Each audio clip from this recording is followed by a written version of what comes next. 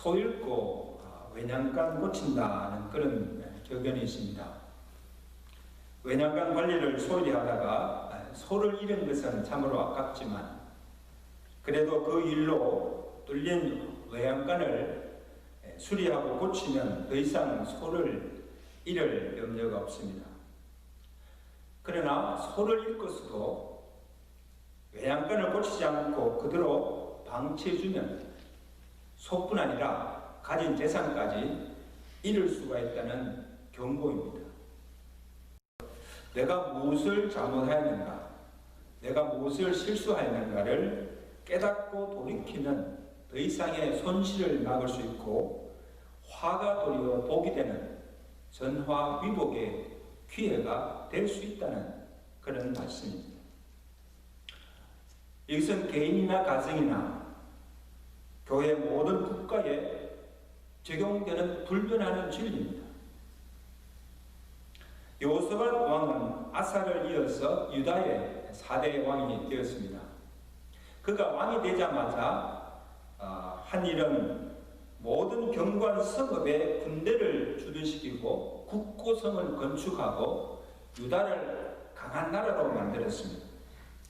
그리고 그의 조상 다윗의 처음 길로 행하여서 바알에게 구하지 아니하고 오직 하나님께 구하며 그의 계명을 지켜 행하고 여호와를 경외하였습니다. 그래서 역대하 17장 6절에 보니까 그가 전심으로 여호와의 길을 걸어 산당들과 아세라 목상들을 유다에서 다 제거하였다. 우상들을 척결하였죠. 자, 이런 여호사밧 왕을 하나님께서도 그와 함께 하시고 그의 왕위를 견고케 하시고 사방에 평안을 주시고 만방에 부귀와 권세와 영광을 크게 떨칠 수 있도록 축복해 주셨습니다. 자, 그런데 그의 나라가 점점 강대해져 가자 그가 중대한 잘못을 범하게 되는 것을 보게 됩니다. 이세벨과 함께 우상 숭배를 하며 여호와 앞에서 온갖 가증한 악을 행하던 이 아합 북이스라엘 아합 왕과 연혼 관계를 맺고 그리고 군사 동맹까지 하여서 이 아방의 요청으로 아람군과의 전쟁을 치르게 됩니다. 그래서 그가 먼저 이 전쟁에 대해서 여호와의 말씀이 어떠한지를 이제 물어봅니다. 그래서 미가야 선지자를 통해서 이 전쟁이 하나님께서 허락하지 아니한 것임을 경고하였습니다. 그러나 아방을 따르는 400명의 선지자들의 거짓 예언을 하나님의 뜻으로 판단하고 이 아방과 함께 전쟁을 치르게 됩니다. 근데 그 결과가 어떻게 되었습니까? 그 결과가 결국 그 전쟁에서 아람 군대에 참패를 당하고 이 아방이 죽음을 당하고 여호사밧 왕은 여호와께서 그를 도우셔서 구사일생으로 그 전쟁에서 살아 돌아오게 됩니다.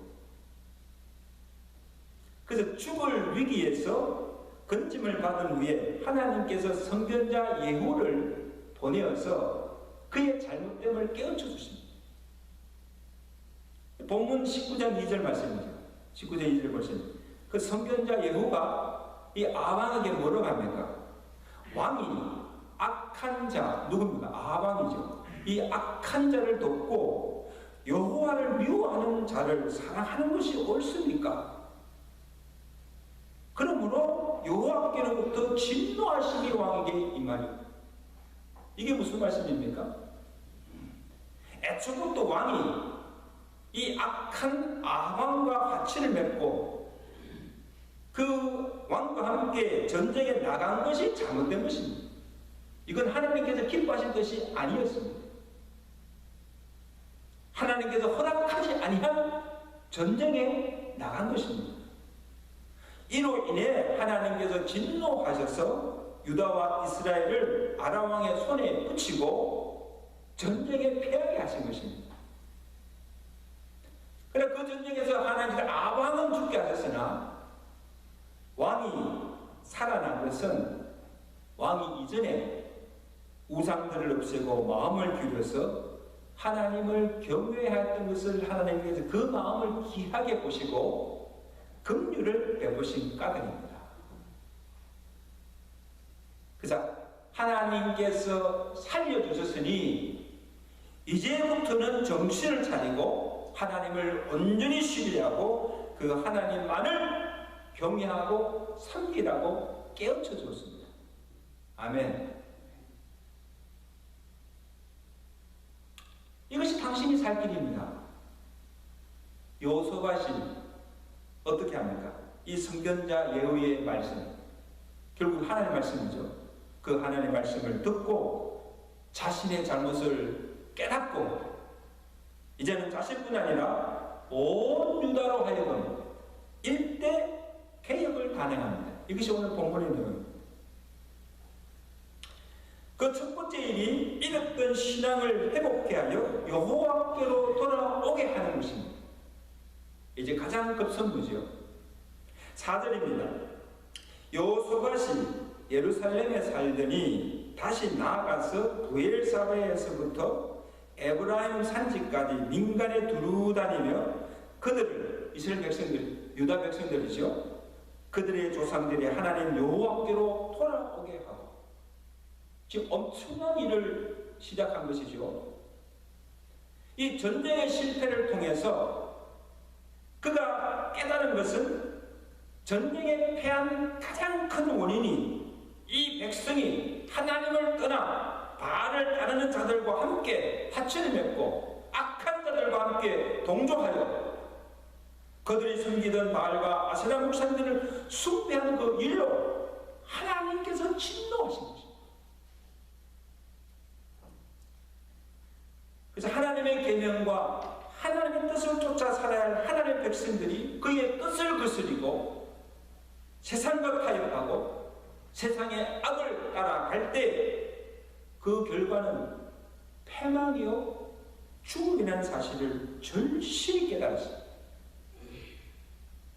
그리고는 왕이 직접 나서서 여러 도시와 고를 다니면서 이스라엘 유다 백성들을 깨우치고 너희는 우상을 버리고 여호와께로 돌아와서 이제 여호와만을 섬기라고 독려하고 있는 것입니다. 여러분 한번 상상해 보세요. 이런 일이 가능합니까? 왕이 직접 나가서 민간들을 다니면서 하나님을 온전히 경외하라.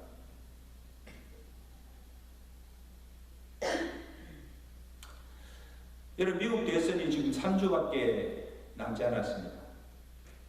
이 각 정당 대선 후보들이 경합주들을 이제 돌아다니면서 지금 유세를 펼치고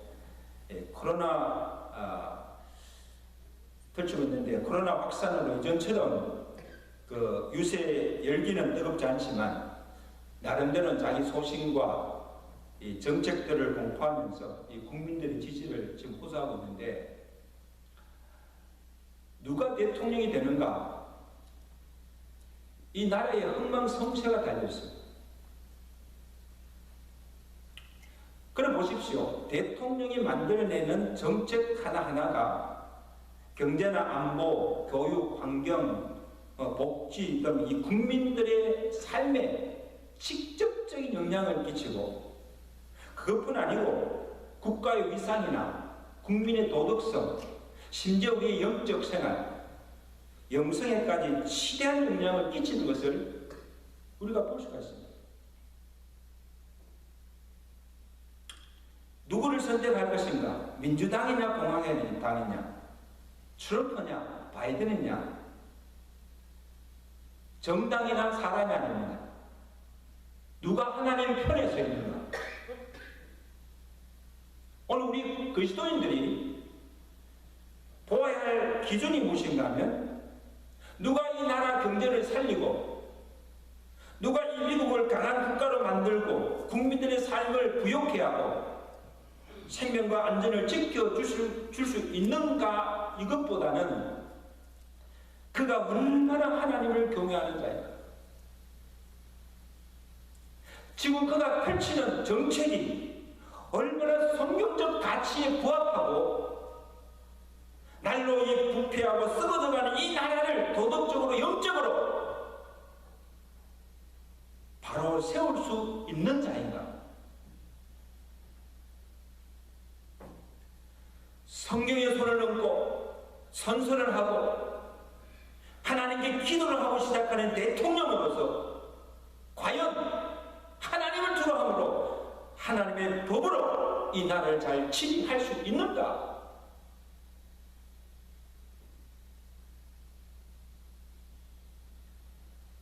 오늘 이 여호사밧 왕이 여러 도시 고을을 다니면서 하나님을 떠나 우상을 섬기던 백성들에게 이제 너희는 우상을 버리고 악행을 거치고 여호와께로 돌아와서 여호와를 경외하며 살라고, 이것만이 우리가 살 길이라고 외치는 그런 대통령이 나와야 하는 것입니다.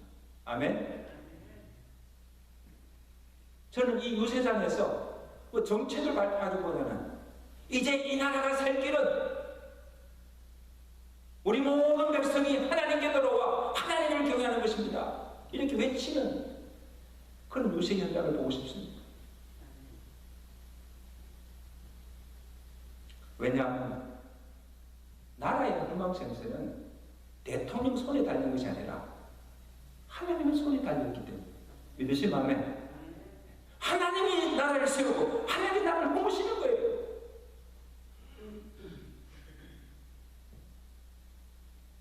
여호사밧 왕이 여호와의 길을 갔을 때, 그가 마음을 기울여 여호와만을 온전히 경외했을 때 여호와께서 그의 왕위를 견고히 지켜주시고 그 나라의 사방에 평안을 주시고 나라도 강대하게 해주시고 부귀와 권세와 영광을 크게 떨칠 수 있도록 하나님께서 축복해 주신 거예요.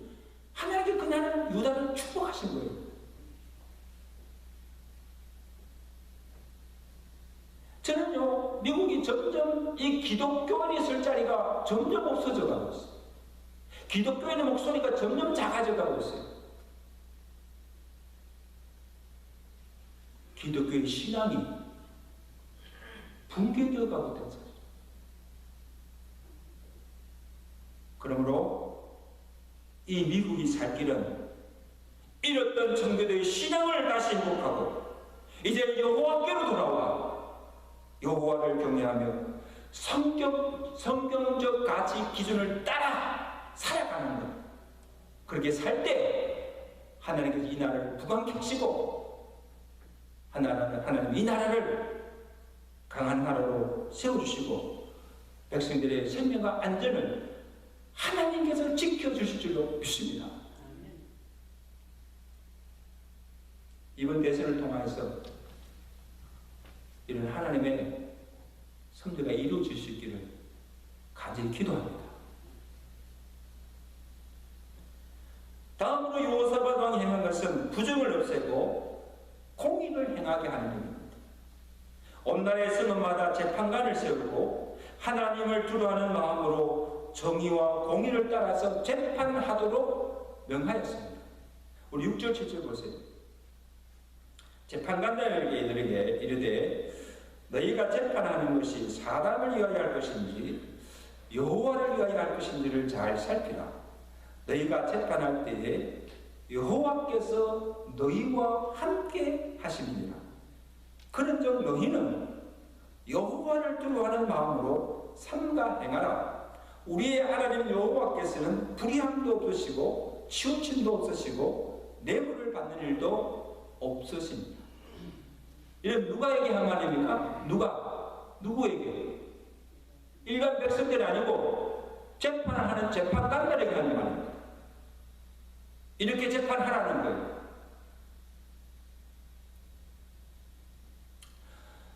여러분, 나라의 부정과 부패의 원인이 어디 있는가 하면 누구보다 법을 지켜야 할 지도자나 위정자들이 법을 어기고 권력을 이용하여 힘을 이용하여 탈세를 하고 뇌물을 받고 공의를 굽게 하는 데서부터 나라가 부패하게 되는 거예요. 위에서부터 부패하는 거예요. 그래서 무전유죄, 유전무죄라는 왜 이런 말이 왜 나옵니까? 똑같은 죄를 지었어도 힘이 있고 권력 있는 자에게는 무죄가 되고 힘이 없고 약자에게는 유죄를 받고 법의 심판을 엄하게 내리는 거예요. 이게 얼마나 불공평한 일입니까? 얼마나 억울한 일입니까?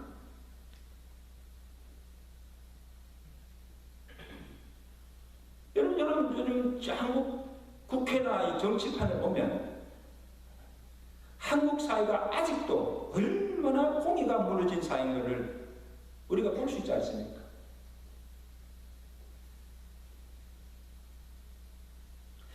부정부패를 막을 수 있는 길이 더 엄한 법을 제정하거나 경찰이나 법관들을 더 많이 세워서 이 범법자를 엄하게 다룬다고 해서 되는 일이 아닙니다. 법이 없었을까 아닙니다. 사법기관이 없었을까 아닙니다.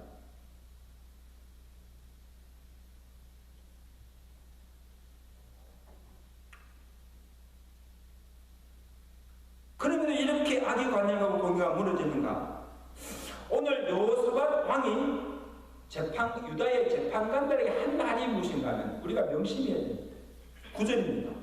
너희는 진실과 성심을 다하여 누구를? 여호와를 경외하라. 재판할 때도 사람을 위하여 하지 말고 여호와를 위하여 하라. 불의함도 여호와는 어떤 분이신가? 불의함도 없으시고 치우침도 없으시고 뇌물도 받지 아니하시는 공의의 하나님이심을 알고 너희가 그 여호와를 두려워함으로 산다 행하는 것입니다.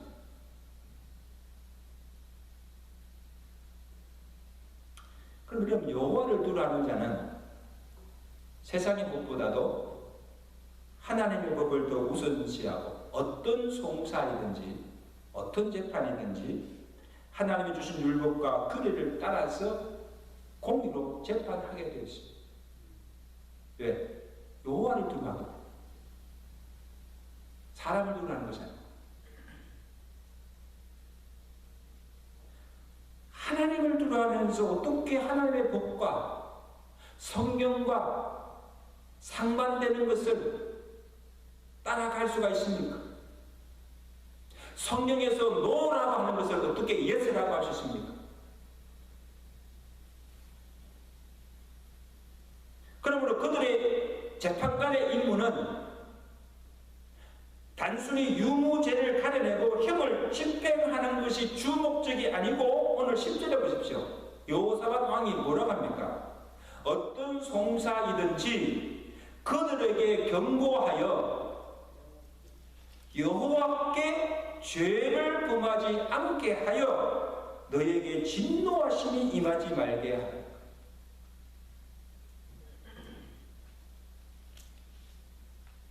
그냥 죄 있다 없다 그것을 판단하는 것뿐 아니고 여호와께 죄를 범하지 않도록 하라.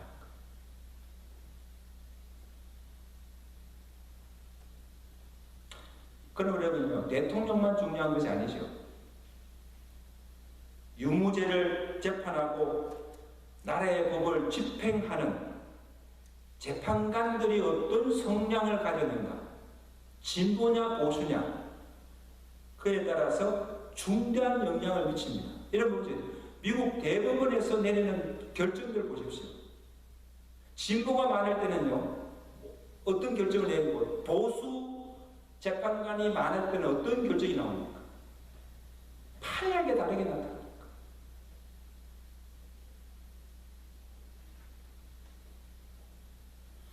그러므로 여호사밧이 개혁한 일은 법을 다시 만들고 사법기관을 더 많이 늘린 것이 아니라 여러 성읍마다 하나님을 경외하고 하나님을 두려워하는 재판관들을 세우고 그들로 진실과 성심을 다해서 여호와를 경외하게 하고 하나님의 공의대로 재판하도록 명한 것입니다. 이렇게 재판하라는 거예요. 여러분, 그렇게 재판하면 나라가 공의에 서게 되는 것입니다.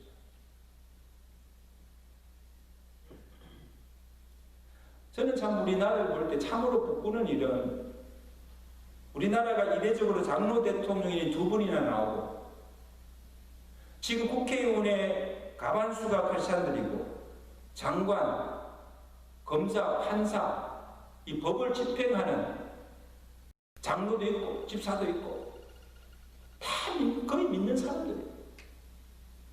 그런데 이 나라가 여전히 부정부패가 만연되어 있다는 것은 이들의 신앙이 거짓이든지 아니면 하나님을 전혀 두려워하지 않는 거지. 두 가지. 나이롱 신자든지 아니면 하나님 믿는다고 하면서도 하나님을 조금도 의식하지 않고 두려워하지 않는 자인 거지. 두 가지 중에 하나예요. 그들이 참 믿는 자로 한다면, 참 그들이 정말 성경대로 사는 자로 한다면, 진정 하나님을 두려워하는 정치인이라고 한다면 어떻게 그런 부정을 행할 수가 있습니까?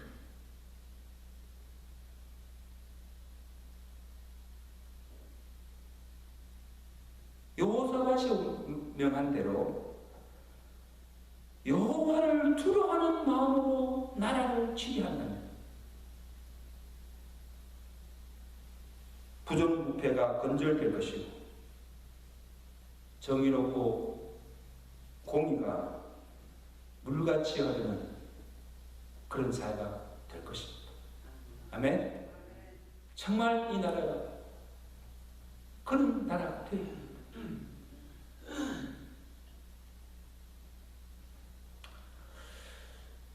다음으로 다시 여호와를 찾고 여호와께 기도하며 나아갔습니다.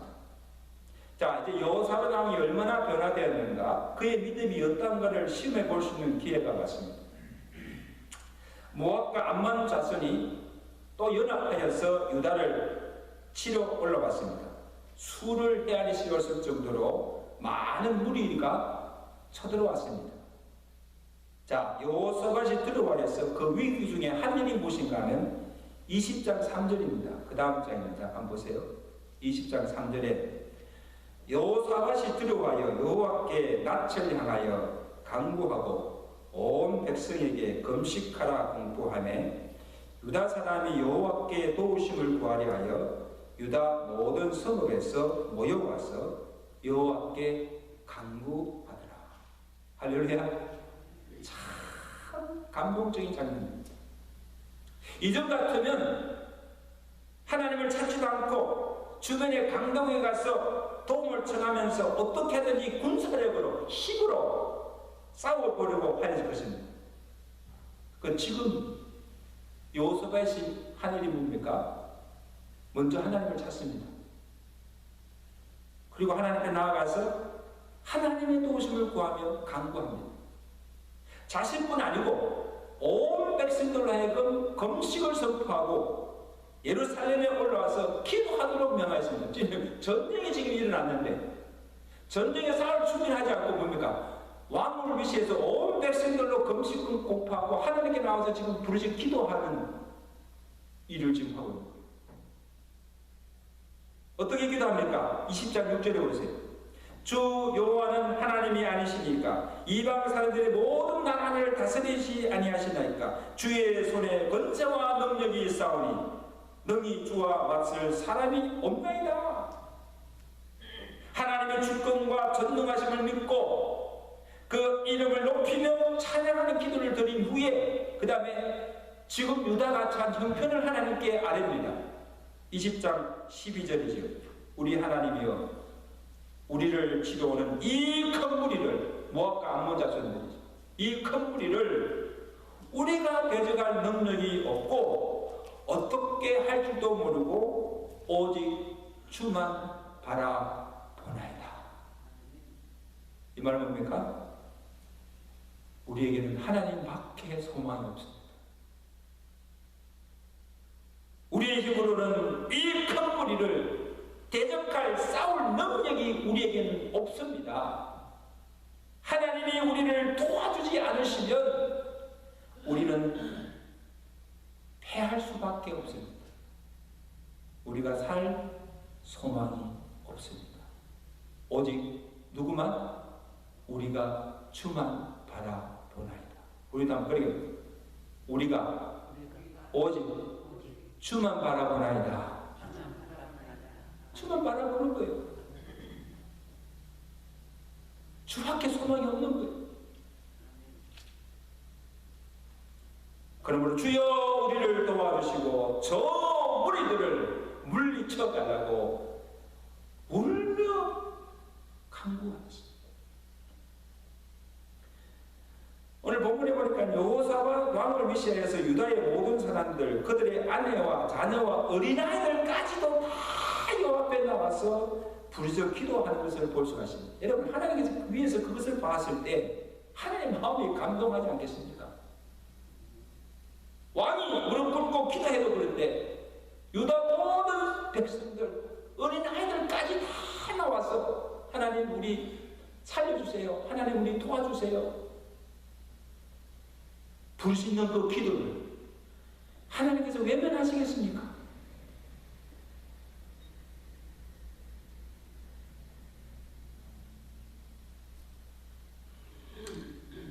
하나님께서 그들의 기도를 들으시고 기적의 은혜를 베풀어 주십니다. 20장 17절 보세요. 이제 하나님께서 응답하십니다. 이 전쟁에는 너희가 싸울 것이 없나니 항구를 이루고 서서 너희와 함께 한 여호와가 어떻게 구원하는 것을 보라. 너희는 두려워하지 말고 놀라지 말고 내일 저희를 마주 나가라. 여호와가 너희와 함께 하리라. 할렐루야. 너희가 싸울 것 없다. 내가 너희를 대신하여 싸울 것이다. 전쟁의 승리를 약속하신 것입니다. 여호와께서 그의 약속대로 복병을 두어서 유다를 치러온 모압과 암몬 자손들을 치게 하심으로 그들이 패하고 유다에게 큰 승리를 안겨주셨습니다. 누가 주신 승리입니까? 하나님께서 주신 여호와 니시의 승리.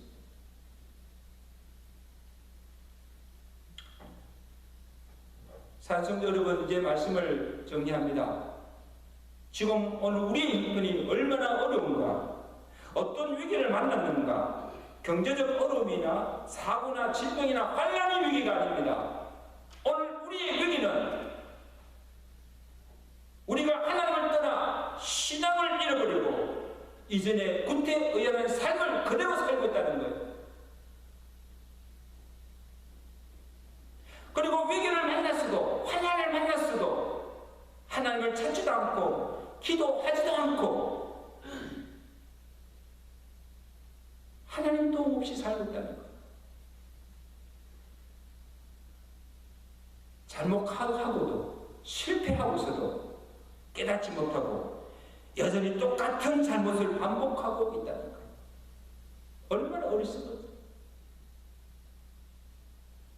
손을 잃었으면 외양간을 고쳐야죠. 잃었음을 통해서 무엇을 잘못했는가를 찾아봐야 되죠. 그리고 돌이켜야 되죠. 이제 우리가 살 길은 이랬던 신앙을 회복하고 여호와께로 돌아오는 길입니다. 진실과 성심으로 여호와를 경외하며 그의 긍휼과 도우심을 간구하며 살아갈 때 하나님께서 은혜와 복을 베풀어 줄 줄로 믿습니다.